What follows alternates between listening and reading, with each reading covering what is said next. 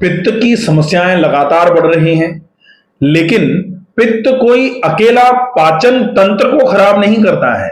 पित्त 5 प्रकार का होता है। 5 प्रकार का पित्त कौन सा है? सबसे पहले पाचक पित्त, जो आपके पाचन के लिए रेस्पॉन्सिबल होता है। दूसरा रंजक पित्त। रंजक पित्त जो आपके ब्लड में हीमोग्लोबिन जो होता है, हीमोग्लोबिन को प्रॉपर तरीके से बना के रखने का काम करेगा। अगर आपका रंजक पित्त बिगड़ा तो आपका हीमोग्लोबिन कम होगा, आपका ब्लड का वॉल्यूम धीरे धीरे करके गड़बड़ होना चालू हो जाता है। तो जिनको रक्त से संबंधित भी कोई समस्याएं हैं, उनको रंजक पित्त की प्रॉब्लम होती है। तीसरा भ्राजक पित्त। भ्राजक पित्त मतलब स्किन की डिसीजेस कराएगा। स्किन की डिसीजेस जैसे आपको स्किन एलर्जी हुई, फोड़े फुंसी हो रहे हैं, चेहरे पर मुहासे हो रहे हैं, गर्दन पर पीछे की तरफ इस तरीके से ऊपरी पीठ पर मुहासे हो रहे हैं, यहां बहुत सारे एक्नेज हो जाते हैं, या पूरी पीठ एक्नेज से भरी हुई है। अगर ऐसा हो रहा है तो यह भ्राजक पित्त बिगड़ा हुआ है। अब होता है साधक पित्त। साधक पित्त आपके जो स्टेट ऑफ बैलेंस होता है, जो मन, जो आपका मस्तिष्क है, वो जब स्थिर रहेगा, इसका मतलब साधक पित्त ठीक है।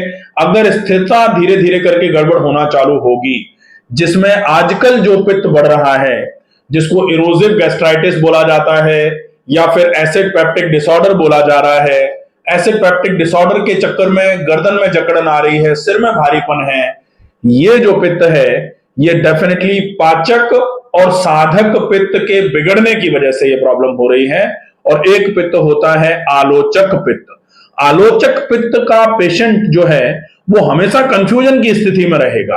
कंफ्यूजन की स्थिति में रहेगा, प्लस आंखों में स्थान होता है आलोचक पित्त का, तो आंखों से संबंधित समस्याएं, कहते हैं ना कि जिनका पित्त ज्यादा बढ़ा हुआ होता है, पित्त वृद्धि जिनकी होती है, उनकी आंखें धीरे धीरे करके कमजोर होना चालू हो जाती हैं, उनको धुंधला दिखता है, उनको आंखों से संबंधित कई प्रकार की समस्याएं आना चालू हो जाती हैं।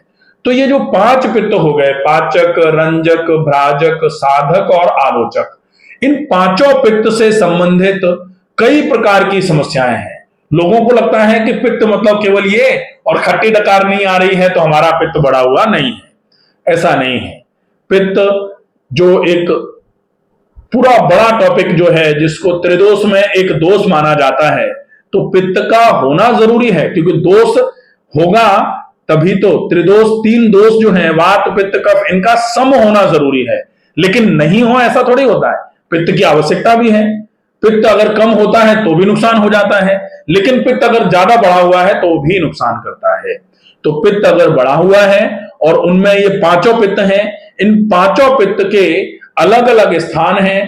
पांचों पित्त जब कम होते हैं तब भी प्रॉब्लम होती है, और ये पांचों पित्त जब बढ़ते हैं तब भी प्रॉब्लम होती है।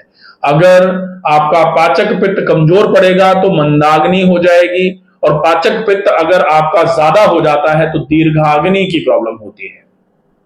हाइपरपेप्सिया और हाइपोपेप्सिया जिसको अंग्रेजी में बोला जाता है। रंजक पित्त अगर कमजोर हो जाएगा आपका, तो वो ब्लड से रिलेटेड कई सारे डिसऑर्डर्स आपको करा सकता है। भ्राजक पित्त मैंने बताया आपको स्किन से रिलेटेड डिसऑर्डर्स कराता है। साधक पित्त जो है वो आपका स्टेट ऑफ बैलेंस जो होता है मन का, मस्तिष्क का, वो बिगड़ेगा। और अगर आपका आलोचक पित्त बढ़ा हुआ है तो आपको आंखों से संबंधित समस्याएं, प्लस कंफ्यूजन की अवस्था जो होती है ना, एक एक चीज को 2 बार 3 बार पूछने की जिनकी आदत होती है, डेफिनेटली ये मान लिया जाए कि भ्रम की अवस्था के साथ में अगर कोई चीज कंफर्म नहीं हो पा रही किसी को, 1 बार 2 बार 3 बार 5 बार बताने के बाद भी, इसका मतलब डेफिनेटली आलोचक पित्त बिगड़ा हुआ है। और आलोचक पित्त अगर बिगड़ा हुआ है तो उसका जब तक समन नहीं होगा, आपकी ये प्रॉब्लम्स ठीक नहीं हो पाएंगी। पित्त के समन के लिए वैसे तो कई उपाय होते हैं, लेकिन सबसे बढ़िया जो उपाय है, आप आंवले का पाउडर मिश्री के साथ में अगर लेते हैं तो बहुत अच्छे तरीके से वो आपके पित्त का समन करने का काम करेगा। एक गोंद कतीरा आता है।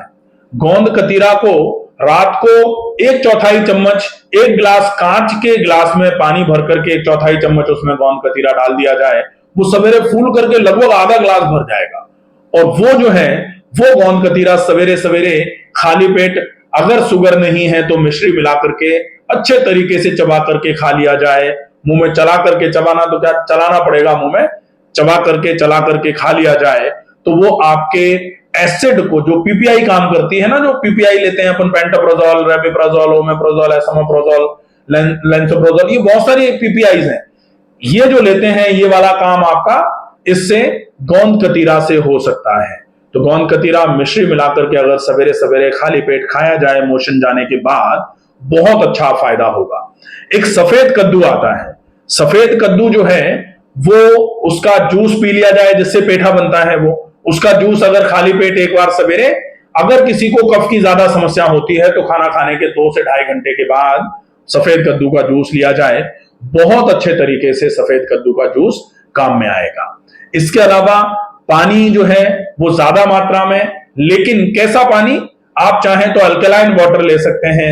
अल्कलाइन वाटर का मतलब होता है आप सादा पानी, जो आप जैसे आरओ का पानी आजकल पूरी दुनिया में काम में आ रहा है, तो उस आरओ का, पूरी दुनिया मतलब जहां जो लोग आरओ लगा बैठे हैं, जैसे गांव में चले जाएं, आज भी कुएं का या फिर हैंडपंप का पानी है, या आजकल गांव में भी हैंडपंप में लोगों ने मोटर फंसवा ली है, और वो जो पानी आ रहा है, कंपैरेटिवली गांव में पानी अभी भी काफी अच्छा है, टीडीएस काफी ठीक ठाक सा है। लेकिन अगर ज्यादा गड़बड़ी है तो लोग आरओ लगवा रहे हैं, और उस आरओ के पानी में आप अगर कांच के बर्तन में या मिट्टी के बर्तन में उस पानी को स्टोर कर लीजिए, और उसमें 10 लीटर पानी में अगर आप 50 ग्राम चांदी का सिक्का डाल करके रख लेते हैं, तो धीरे धीरे करके वो चांदी आपके उस पूरे पानी को लगभग 8 घंटे के इंटरवल में ही अल्कलाइन कर देती है। तो वो पानी आप पूरे दिन में, जैसे रात को स्टोर करके रख लिया, सवेरे से आप उसका उपयोग में लेना चालू करिए, और शाम तक आप उसको खत्म कर लीजिए। शाम को फिर से मटके को और उसको चांदी के सिक्कों को धो करके दोबारा मटके में पानी भर के वो सिक्का डाल दीजिए, फिर अगले दिन पूरे दिन काम में ले लीजिए। इस तरीके से आप इसका उपयोग कर सकते हैं, ये बहुत अच्छा रहेगा।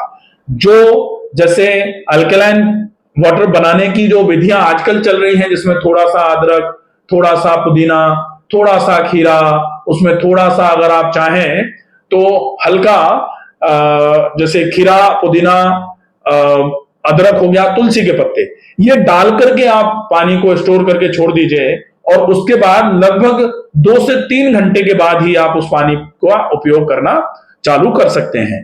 और जो आपने वो काट करके सब्जियों का सलाद डाला था, या अदरक डाला था, पुदीना डाला था, आप चाहें तो जब पानी पूरा हो जाए उसके बाद आप उसको चबा करके खा सकते हैं, चलेगा वो। तो ये जो है, ये पूरा का पूरा अल्कलाइनिटी की तरफ आप अगर बॉडी को ले जाएंगे, तो जो एसिडिटी है वो धीरे धीरे करके बैलेंस होना चालू हो जाएगी।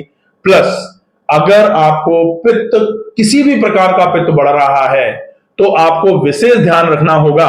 आप कोशिश करके जो डाइट है आपकी, उसमें मिर्च, मसाला, काली, पीली, नीली, कैसी भी मिर्च बिल्कुल बंद हो जाए आपकी, और कैसे भी करके ज्यादा से ज्यादा मात्रा में कोशिश करके ताजा खाना, बहुत मोटे आटे की रोटी, सब्जियों में लौकी, तोरई, टिंडा, परवल, कद्दू, ये 4-5 सब्जियां जो हैं, इन सब्जियों का उपयोग किया जाए। इनसे बहुत अच्छे तरीके से आपकी जो ये पित्त की प्रॉब्लम है, इसमें आराम मिलेगा। अगर आप पित्त की प्रॉब्लम को नेचुरोपैथी के माध्यम से खत्म करना चाहते हैं, तो नेचुरोपैथी में पित्त की प्रॉब्लम को ठीक करने का सर्वोत्तम साधन जो है, वो आप पानी पी करके अगर उल्टी करते हैं, तो वो पूरे के पूरे गले को खरोंच करके गले को खराब कर देता है। तो दंड का एक प्रोसेस होता है, अगर आप चाहें तो आप दंड का प्रोसेस अच्छे तरीके से समझ करके, घर में अगर नहीं हो पा रहा तो आप उसको छोड़ दीजिए, पानी पी करके वॉमिटिंग कर दीजिए, लेकिन उसमें पानी आपको बहुत सारा पीना पड़ेगा, क्योंकि एसिड अगर कम डाइल्यूट हुआ तो वो एसिड निकल करके अगर ओसोफेगस से, आहार नाल से होते हुए ऊपर की तरफ आएगा, तो वो फिर आपके गले को, पूरे ओसोफेगस को जलाने का काम कर सकता है। इसलिए कम से कम 4 गिलास पानी पी करके उल्टी करिए। उल्टी करने के बाद जब पेट में से एसिड पूरा निकल गया, ऐसे समय में बिल्कुल ठंडे पानी का, मटके के पानी का ठंडा गीला तौलिया आप पेट पर रख दीजिए। मोटी तौलिया जो होती है, ठंडे पानी में गीली करके पेट पर रख दिया जाए। 20 से 25 मिनट के लिए एक बार दिन भर में खाली पेट करना है, लेकिन ये ध्यान रखना पड़ेगा। या फिर जो लोग गांव में रहते हैं, वो काली मिट्टी थोड़ा सा पानी में घोल करके 7-8 घंटे रात को भिगो दी, सवेरे सवेरे उसकी लुगदी सी बना करके पट्टी सी बना करके और वो फिर पेट पर नाभि के नीचे वाले हिस्से पर रखी जाए, डेफिनेटली आपकी ये पित्त की जो प्रॉब्लम है बहुत जल्दी बहुत अच्छे तरीके से क्लियर होना चालू हो जाएगी। तो ये हो जाएगा आपका प्राकृतिक चिकित्सा का उपचार। अगर पानी का इलाज आप ले सकते हैं तो ठंडे पानी का टब अगर है या प्लास्टिक का टब, अगर आपका वजन ज्यादा नहीं है तो प्लास्टिक के टब में ठंडा पानी भर करके 20 मिनट के आसपास, जो गर्मियों का सीजन है उसमें आराम से ठंडे पानी में बैठा जा सकता है। अगर बरसात का सीजन है तो भी आप हल्का सा सादा पानी जो होता है, अगर आपको ज्यादा ही ठंड लगे तो थोड़ा 1 मग उसमें गर्म पानी मिला लीजिए, सादे से पानी में आप बैठ जाएं, बहुत अच्छा रहेगा। सर्दियों में अगर आपको इसको करने में दिक्कत आ रही है तो फिर आप पेट पर ऊपर से गीली तौलिया रख सकते हैं, वो अच्छा रहेगा। ये हो जाएगा। इसके बाद फिर आप योग चिकित्सा या व्यायाम चिकित्सा में इस समस्या का कैसे निदान कर सकते हैं, कैसे भी करके कम से कम 30 से 40 मिनट लगातार पसीना निकले, इसका ध्यान रहे। उसके लिए आपको कम से कम 50 से 60 मिनट टहलना पड़ेगा।